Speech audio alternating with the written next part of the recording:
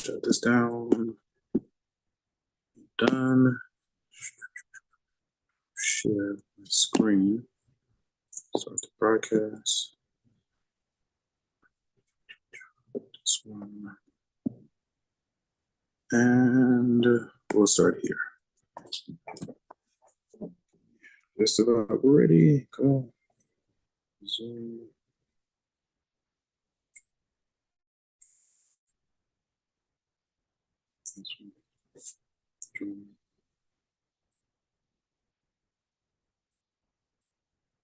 Don't connect the audio. Stay as a participant. Okay. Let's see. Let me at least change the view of this. Let me see. So, no real announcements. Again, my intent is to update grades, the first wave of grades by Monday, right? So, if you have questions, today is a great day to ask questions. Feel free to either type it in the chat, put it in the Q&A, or feel free to unmute yourself. I'm probably gonna go without my microphone today, so we'll work it that way. And so the plan for today, or the goal for today, is to get through as many of these questions together as we can. So let's go ahead and generate. We'll do question 14. We'll start with question 14. So this is basically 1.4, a library of functions, right? And we'll try to get through as many of the homework set pertaining to this section together as we can. Let's zoom in just a little bit. Okay, that's fine. So we have this piecewise function, and we're given several options here. Find the domain of the function. Okay. Okay, yeah, let me do the full zoom right here. This one, not that one, this one, launch. Okay, so do you think it's A? If you feel like it's A, then you can put the short answer part in the chat. We'll take like 30 seconds, all right? If you think it's B, then B is one answer, all right? So, and actually, I think I'm gonna go like this. Okay. I am gonna submit this. Okay. All right, and so I'll kind of do an explanation before I close this, guys. So a piecewise function, all it is multiple functions on one graph, right? So like the first function here is y equals 3 plus x. It's basically a diagonal line with a y-intercept of 3, slope of 1. And then the second equation is y equals x squared. It's a parabola, right? But that first function, it only applies on the left-hand side, any x value that's strictly less than 0. So, we could view it. I think if we put it in like GeoGebra or Desmos, we can view it there. I guess that would be a good exercise. So let's do that. Yeah, that'll be a good exercise.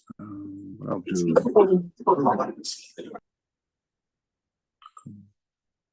There it is.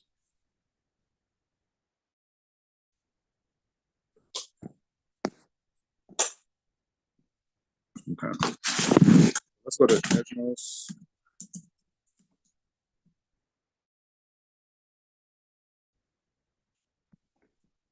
I'm going to click on Open Graphing Calculator. Now to do a piecewise here. Okay. I mean, we have a couple of ways we could go about it. I think what I'm going to do, because I have things I want to try, but what I'm going to do is go here. How to graph piecewise function Desmos, right? So I'm not 100% sure, and instead of like spending a whole bunch of time trying to figure that out, how do I type that in? Type each piece of the function separately using the appropriate inequality. That's what I thought. Okay, that's fine. That's fine. That's what I was thinking, but I was curious as if there was another way. And maybe we can try it also later, because I think we can also do this in the TI-83 plus. But for here, right, so we're going to type each one separately. So the first one is like y equals 3 plus x. And then we want to capture that restriction. X is strictly less than 0. Does that work? That's let's go back. Oh, did I close it out? I did not mean to close it out. Let me see how to grab. Yeah, there it is. Okay. Okay. If would be written as, yeah, that's what we put.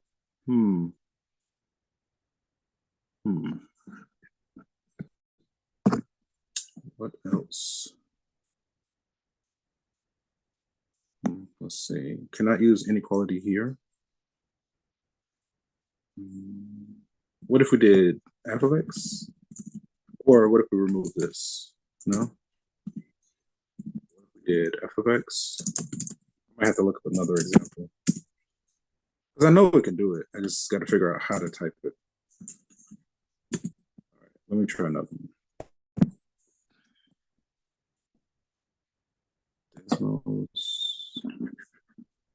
Oh, value if true. Let me see. How can I graph a piece on decimal? Piecewise function. Where is it? I just need an example. I'd rather just like a website. That would be nice. I just need to see an example. Once I see an example, then I know exactly what to do. Let's see. Okay, I see it now. And that looks like curly brackets. Okay, I think we got it. So I think the only change that we need to make is to put our restriction in curly brackets. I'm gonna get rid of this guy here. Put y equals. And let's remove the comma. We're going to do curly bracket and curly bracket. Okay, let's hit that. Yep, that looks good. And then the endpoint, right? We need the endpoint to be. How do we change the settings of this specific one? Okay, that's fine. Where?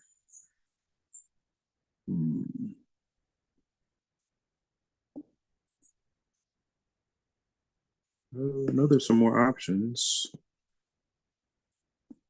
Darn it. Almost there. Hang on. Let me hit done. I hit the wrong thing. Can I just undo? Okay, done.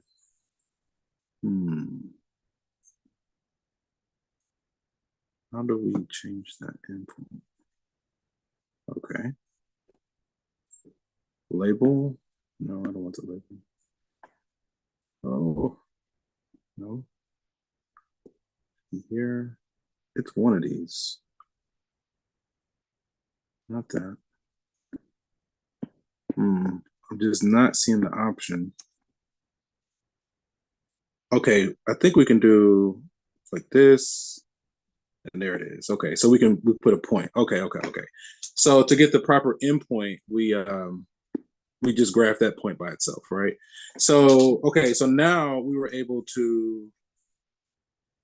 I'm gonna leave the label off, but we have our diagonal line, we have our y-intercept of 3, but then we only kept the part that was strictly less than 0. That was the first one, right? Okay, that looks good. So then let's do the second one. We're going to say y equals x squared, okay? But this is restricted, so we're going to do our open close, x, now greater than or equal to. Let's do like this, greater than or equal to, okay, 0. And so for that symbol, I just put the greater than symbol, and then I type the equal symbol afterward, and it automatically put it under because it acknowledged that, that's supposed to be greater than or equal to. And it looks like we have the origin. Can we just click on it? I just clicked on it. Yes. The label, let's make that closed circle. Let me get rid of this. Label. I know I can change the color. That's what I'm trying to do. I did it just a moment ago. No, that's not working. Let me see if I hit here. Okay. There we go. Just to get it to match. There we go. Okay, so I think this looks good, right? So again, with the piecewise function, the first equation was y equals 3 plus x, diagonal line, but we got rid of the right-hand side because that first one only applies when x is strictly less than 0. The second one was y equals x squared. It's just a parabola, but we only keep y is greater than or equal to 0, so we got rid of the left. I know I talk a little fast, but I feel like you understand what's going on there. So then now if we have an image like this, if we took this image and smushed it onto the x-axis, what values of x would it touch? Okay, so now I feel good about closing. Let's get rid of this. I'll go ahead and end the poll. I only got 2 people. All right, that's fine. So I think it's B, right? If we took that image and smushed it onto the x-axis, every x will be accounted for, right? Every x we could find a corresponding y. So we're going to go with this, right? So guys are making me nervous. I got 2 out of 27 that got it correct. Really, it's even less than that because I think I put B as well, all right? So it's only one of you guys. But that's okay. We'll just try again. Let me see. Locate any x intercepts. We got an image right here. So does it ever? Yep, we got a couple. It touches x-axis in 2 locations. So it looks like, what is that? A -3 and 0. Okay. Type an integer. So I'm just going to submit the result there. Let me zoom out just a little bit. That should be good. Okay. So I'm just going to go with, I'm going to trust the image. Get rid of this. Off. We got -3 and 0. So I'm going to put -3. And I know that took longer than it should have, but I wanted to do that little exercise using decimals. So I felt like that was a good, the wire intercept. If we're just using a graph, the red one, the red portion almost touches, but it actually doesn't. It gets infinitesimally close, but it doesn't actually touch the y-axis there. But the green one does touch the y-axis at the origin, all right? So we only have one y-intercept. That's going to be the origin. Type an integer or simplified fraction. So we only got one y-intercept. Okay. So the graph, is that it? Are there any others? Just the 3? It looks like what? Well, we saw the image, so I'll just go ahead and go with this.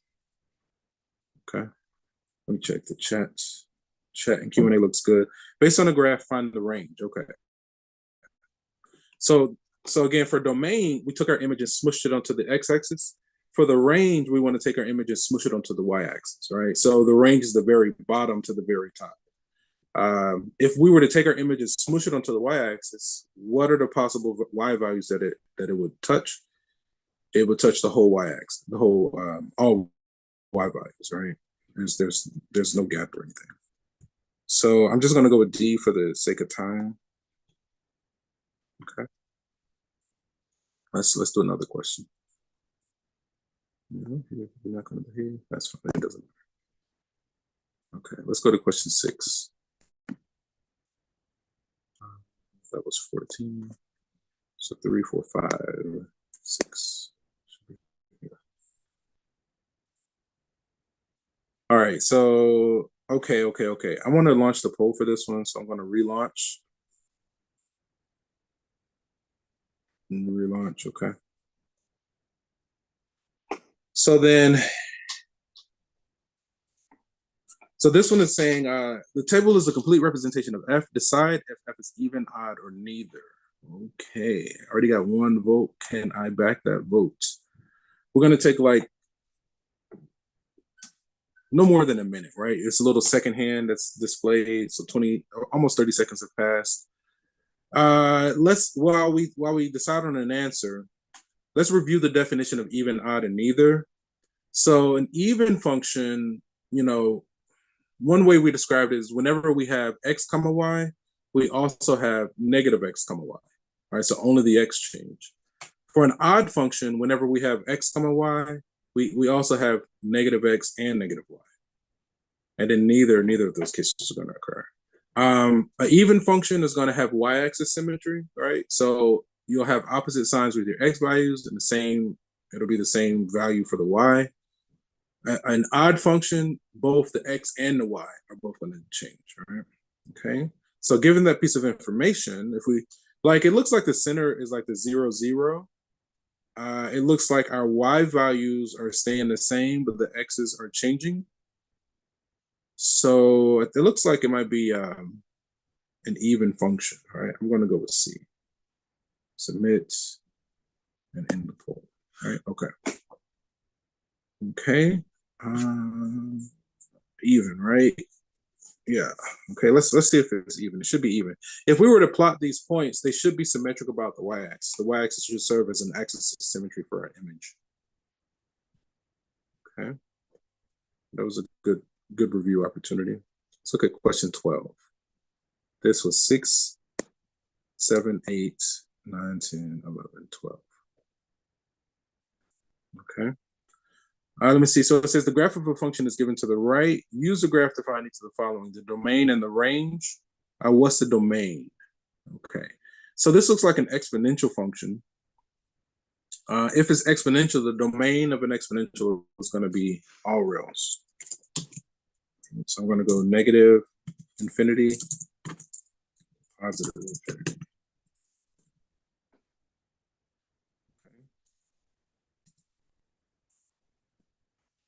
What's the range? If this is an exponential function, in general, the range of an exponential is the open interval from 0 to infinity. So that one should be double parentheses going from 0 to infinity.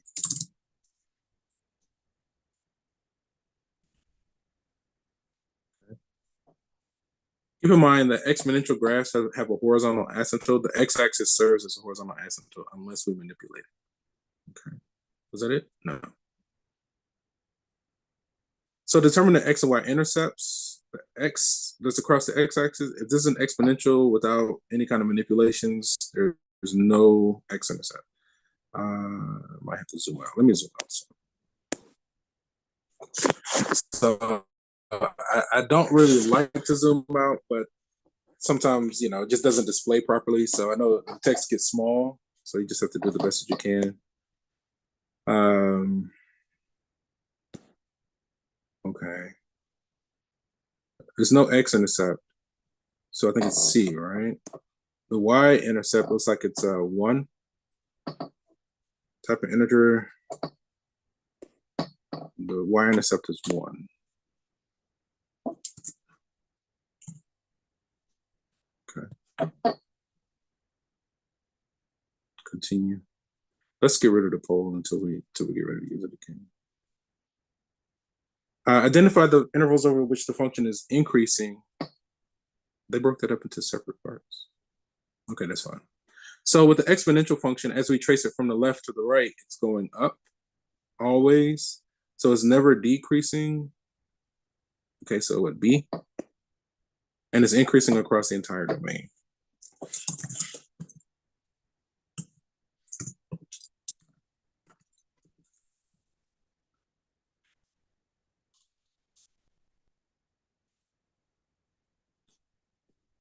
Okay.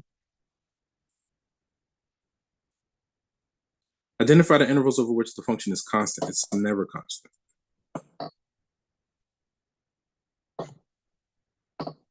Okay. All right. Oh. Is there any kind of symmetry?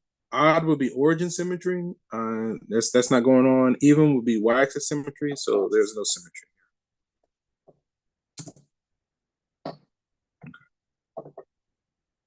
Okay. Do question 16. Did we do 16 already? 12, 13, 14, 15, 16. Let's see. Zoom. Okay, yeah, I'll zoom in some.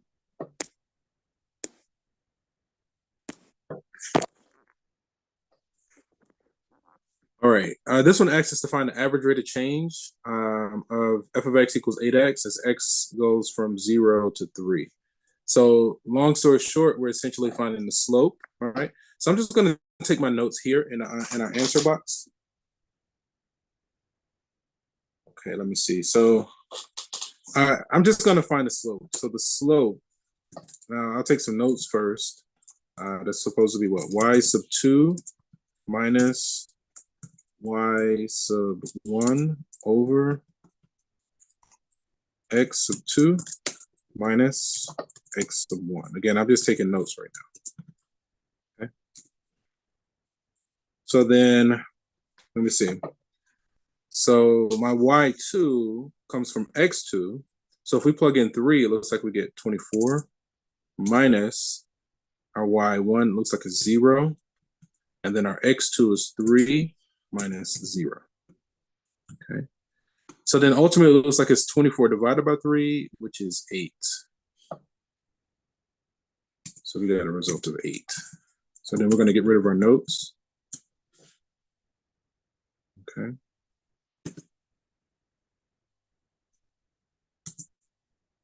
And again, if anything isn't clear, feel free to either put it in the Q&A or the chat, or feel free to unmute yourself and we can talk about it. Generate. Let's go to question 4. 2, 3, 4 is this one. Okay. Find the intervals over which the given function is increasing, decreasing, or constant. One way we can go about this is to look at the graph. This is a cube function. So, and it's just been vertically stretched by factor 3. When you look at the image, as you trace it left to right, it's going to always be increasing. All right. So it's increasing over its entire domain, which would be all rails. So D. But again, that one, I would encourage you to look at the graph. And you'll see that as you trace it left to right, it's going to always be increasing. It looks like it almost flattens out kind of to the middle, but it doesn't actually do it. It's never decreasing.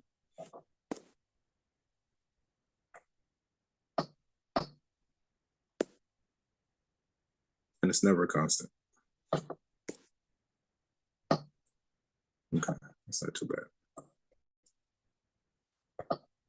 Let's look at question 13.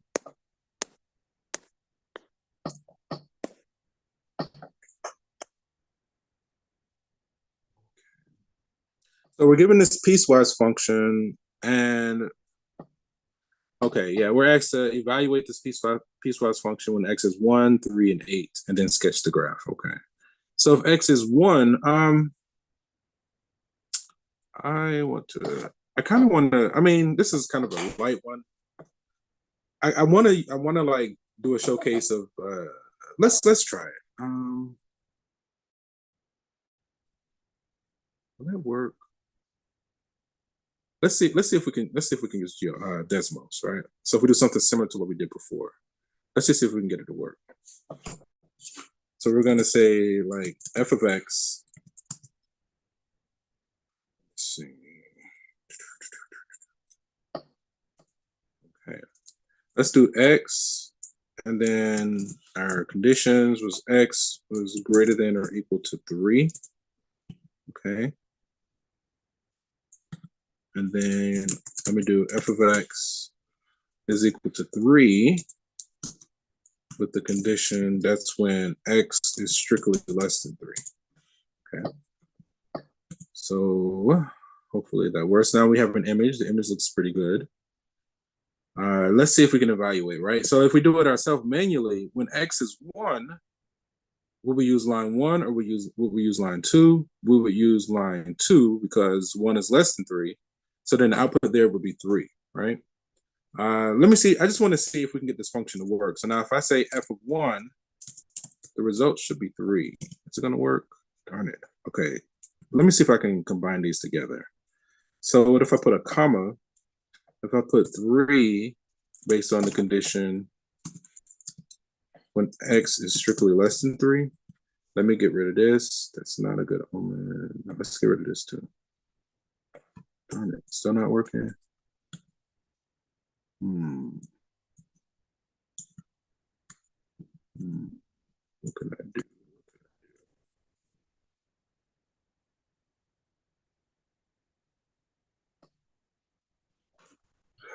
Hang on, let me see if I can find something here.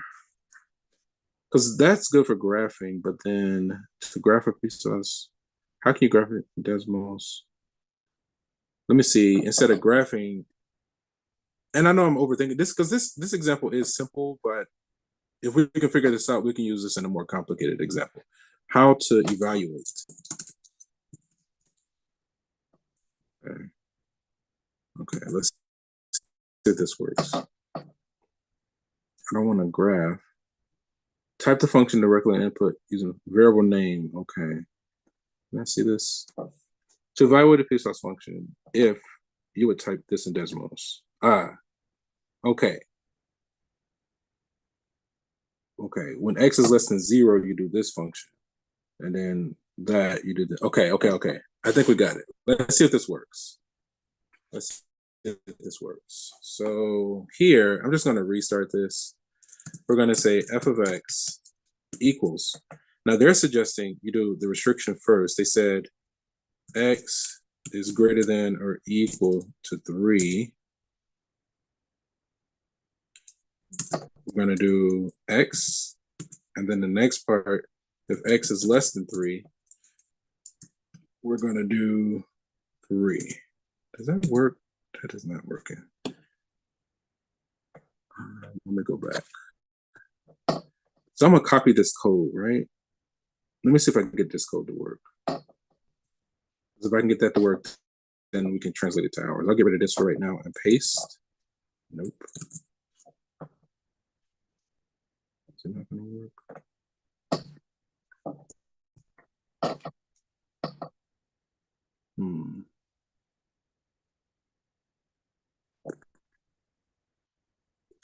That's fine. Colons separate the interval conditions from the corresponding function.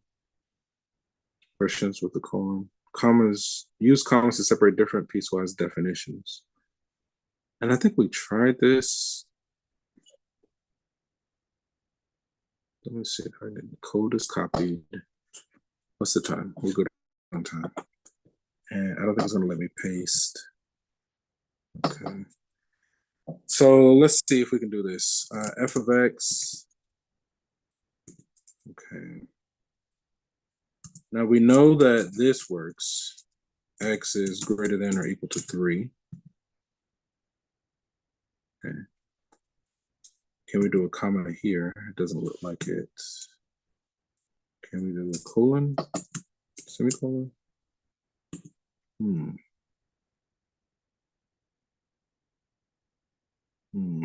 What else could we do?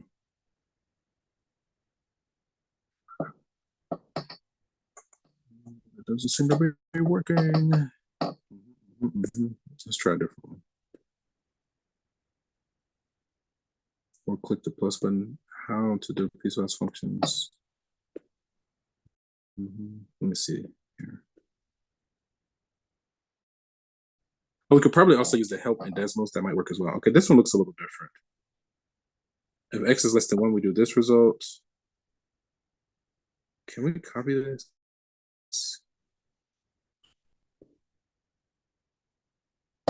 It's like, if we can get, see, and it is working there. Okay, see if I can get this to work. Copy. Now, where's ours? Let's see if we can get it to paste it here. Paste. Okay. Okay, so we do have some syntax that looks different. Come on. Okay. All right. So now we can take their code and adjust it to fit ours, right? So if x, this needs to be greater than or equal to. So we're going to say greater than or equal to 3. We wanted to show x. Okay. And then the next part, if x is less than 3, so let's get rid of like this stuff here. And it needs to be strictly less than 3. We wanted to show 3.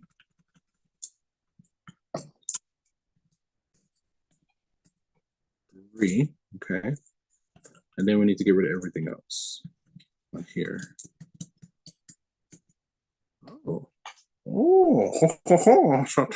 We got it. Looks good. Okay, so now it looks like we have a working, so what we did before was fine, but this seems like it's a little bit better because now it looks like we can evaluate, right? And again, we're just taking the time to figure out a simple example, and now it's working, right? Because that's the answer that we got. When x was 1, right, we were using line 2, which the output should be 3. So the challenge there was typing the syntax correctly. Once we figured it out, now for instance, in this next part, when x is 3, will we use line 1 or will we use line 2? Well, if x is 3, we should use line 1. All right, so that means that the output is going to be 3. So we're going to go ahead and submit the result. We did it ourselves. And, you know, like if this was a test or something, we could verify here before we submit. So now that we got it working, and notice they got the same result. When x is 8, would we use line 1 or would we use line 2? If x is 8, would we use line 1, right? So then the output should be 8, right? And so we can confirm it here. You see that when x is 8, we get 8. Boom. Okay. All right. So I'm glad we took the time to figure out, you know, how to properly type the piecewise function in Desmos. So now we can use it as a function, because the way we were typing it before, we can generate the graph, but then we couldn't use it. We couldn't like evaluate the piecewise function, right? Because of the syntax, the way we were typing it, it couldn't recognize it. So anywho, we figured that out. That was fun. Or fun. I guess we need to zoom out so we can see these images. Let's do one more. So choose the correct graph below. I think the only one that's correct is A. We just saw it. I know that's probably small for you, but you know, that's about the best we can do. Okay. So that was an adventure. I know, and again, it took longer, but now that we know how to do it, we can use it going forward. Let's look at the first question. It's the time.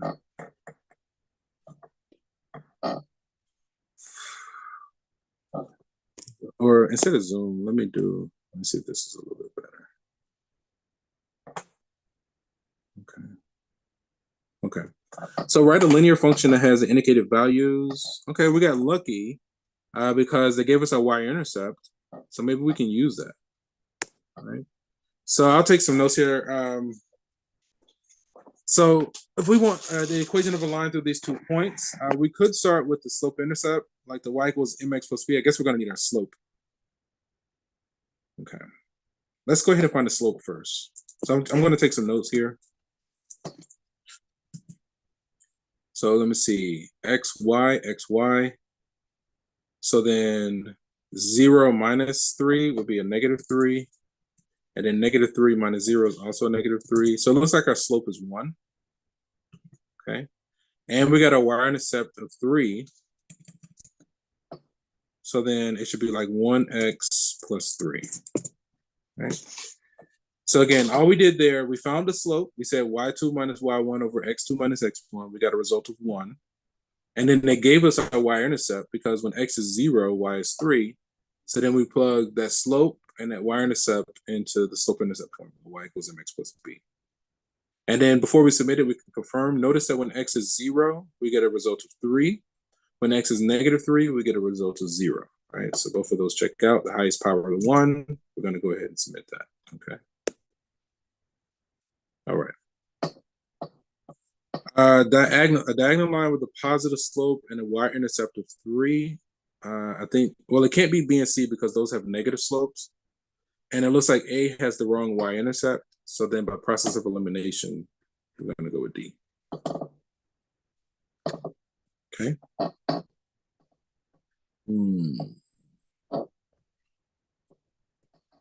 Let's look at question 6. Have we done 6 already?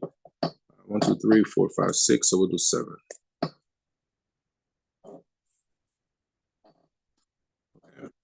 Yeah. So I think I'm going to write this one out. This one asks us to determine algebraically whether the given function is even, odd, or neither. I think I will launch the poll on this one. Let's see if I can get it.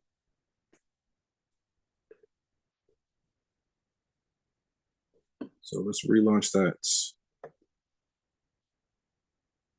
Launch, okay. And I'll just include this in my screenshot. So I'll leave the poll open while we work. Okay. So maybe you can get it before I close it. Let me delete this and change my view just a little bit. So that way I'll include the question ID so you know where in the text this is coming from.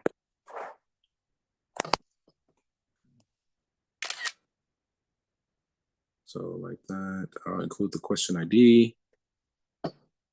And I'll include this so you know like A is the first one, B is the second, C is the third.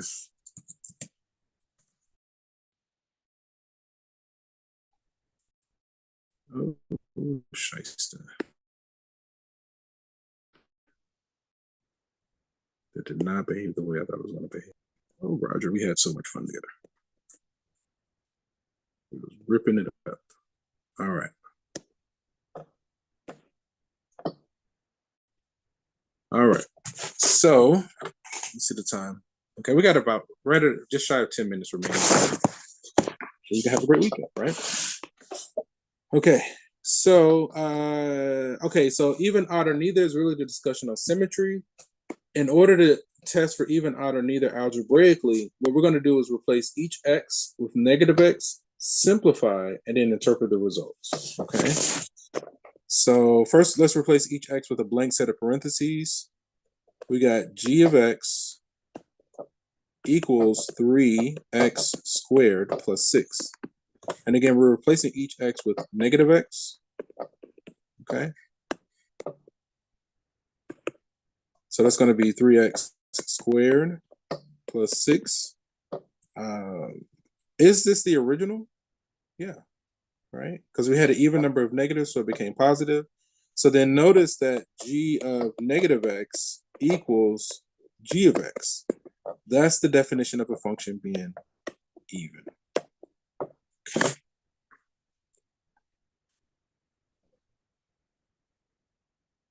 That's fine. Okay. Okay. See you. I see you.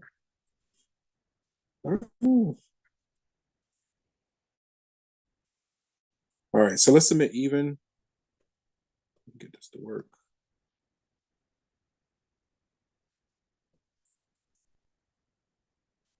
Okay, let's do a few more questions.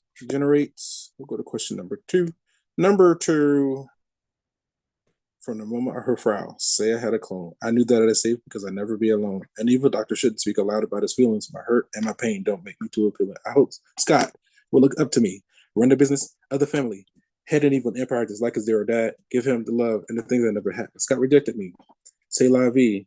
Life is cruel, treat you unfairly. But even so, a God there must be. Many me, you complete me. Yay. Number 2. Right. I can't believe I still remember that. The behind is so weird to me. So interesting. A linear function. Okay, so this is a little bit different, right? The previous one, the previous one that we were given, it gave us the y-intercept, so it made it drastically easier. This one, we're given 2 points, and one of those points is not the y-intercept. That makes me think of a joke. It's not a joke, it's a quick riddle. I'll say it, and whoever gets it, you can get it. Let me see. 2 coins add up to 15 cents, and one of them is not a nickel. What are the 2 coins? So while you ponder over that, I'm going to get a copy of this. Come on. Right here. Here. Yeah, Austin Powers is like, I don't know. It was just so much fun when it came out. Oh man. Now, for whatever reason in my mind, I was like, are they going to reboot that? Because they've been rehashing like everything. I would not be surprised for him to pop up do it as long as he can just be silly. And I think it would be well received. Like I really think that they can get away with it. All right, so I see the time. We still got a solid 5 minutes, right? Okay, so basically we want the equation line through the 2 points. So they gave it to us in function notation. I'm going to write the given information in as ordered pairs, right? So when x is negative 1, the corresponding y is 2. When x is 4, the corresponding y is 17. Right? Okay. So then I like to label these x1, y1, x2, y2. Okay. And let's start with the slope. So the slope between 2 points, y2 minus, this is probably going to be our last one, over x2 minus x1. Okay. Let's do our blank parentheses for each component to keep track of our signs. Our y2 is 17. Our y1 is 2. x2 is 4. X1 is a -1, right? So double negative. Okay. That looks like it's a 15 on top and a 5 on bottom. It looks like we get what? 3 for slope. Okay. So we got the slope. Now we could use point slope, you know. Do we have an exam in here? Let's see. Do we have an exam in here, or was that just counted from last week? That was last week.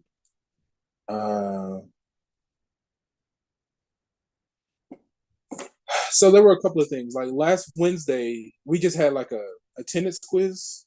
So that was just for attendance. That's not even part of the grade. That was just like, you know, something for us to check in last week. But there was an exam that was available all of last week. So you should still be able to access the exam, right? There will be a 5% late penalty, so that means you can still earn up to 95% on it. If you haven't submitted it, it's a good idea to go ahead and submit it. I haven't calculated grades yet. As long as you get it in by the end of the semester, you'll be fine, right? Okay.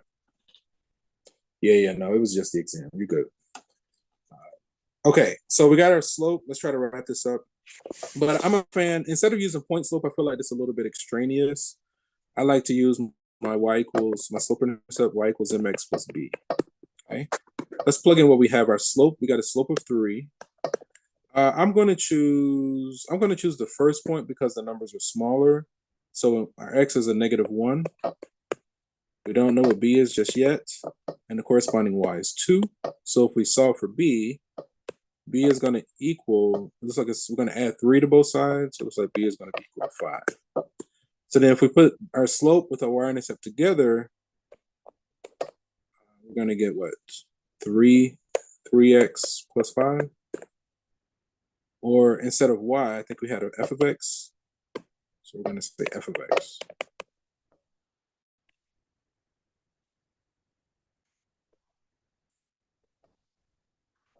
Okay. And then, it's a good idea to confirm that these results work. When x is -1, we indeed get 2. When x is 4, 4 times 3 is 12, plus 5 is indeed 17. So 3x plus 5, we can be confident in it.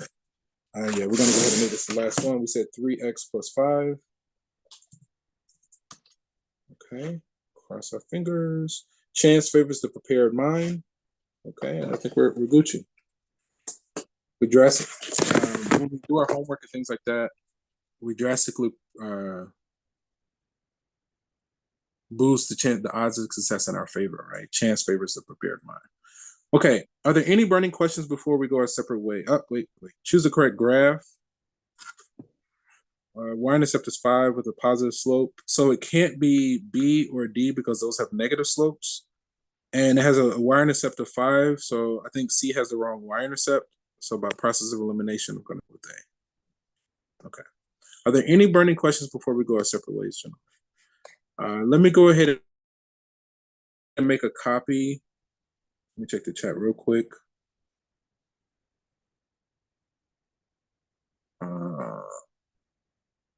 Okay, let me see. I don't mind changing that, but I don't know how many assignments are like that.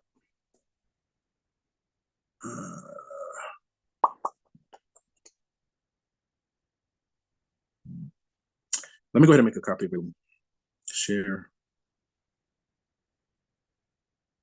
box. This one. Come on. This one. All traditional.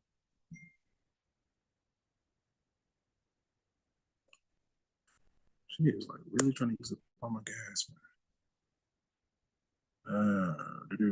What am I looking for? Notes. Daily. Okay.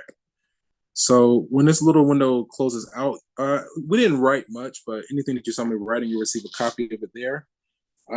I'll look into see if I can change the late penalty. I might not be able to change it because it's kind of late. I didn't realize that was a. Oh, if it's all of them, I might let it stand. I don't know. I don't know that I can change them at this stage just because of the timing.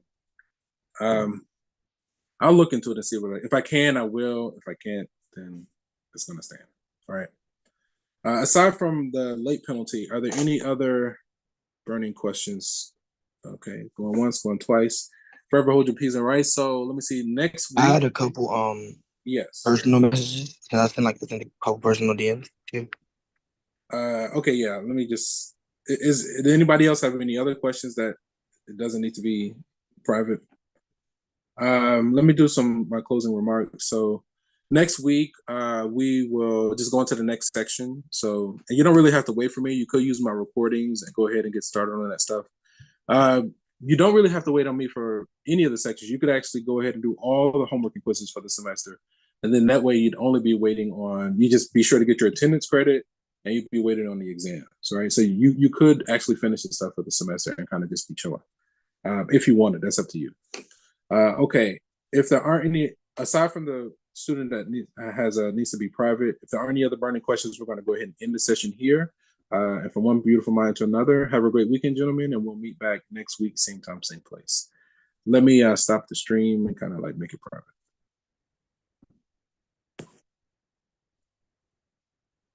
Professor, I had a question. Does it need to be private? Can you answer any like questions like regarding the lab, or should I go to Dr. Lamar to ask those? You should ask Dr. Lamar. That's all right. Okay, thank you. Let me stop the stream.